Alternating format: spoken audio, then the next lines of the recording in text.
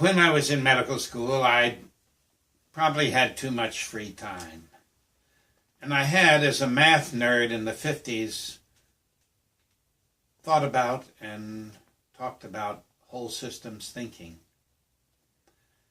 And started to apply it to everything. And in medicine, it's so funny. In medicine, the way I was taught, the doctor was different than the nurse, different than the janitor, different than the lab tech, different than the hospital, than the clinic.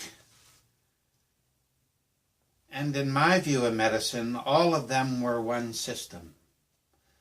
They were each finding their place to deal best with the complexities of health and disease. And I also liked the complexity. I found myself growing up being drawn to complicated games like chess and bridge and billiards for the mathematics and for the thinking required.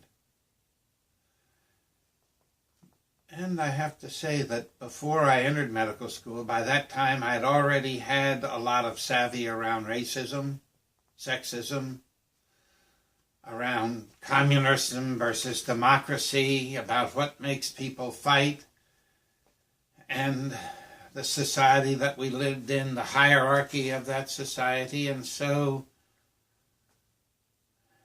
I would like to think that by showing a model hospital that was free for all could influence another person who is working about how much they want to charge, or about other forms of generosity. In a capitalist world, money, money, money.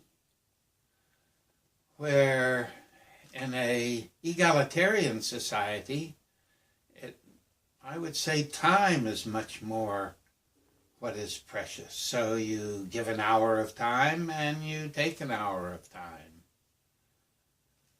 That it was really, and maybe it was the love of games like chess and bridge that made me like this whole system approach. Remember, it wasn't a business for me, so I wasn't on a 7-minute interview with a very narrow range of focus of symptoms, tests, diagnosis, treatment.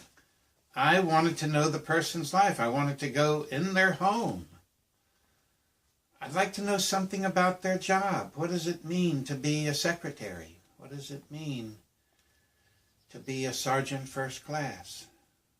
And so maybe I did it all to feed my lustful curiosity.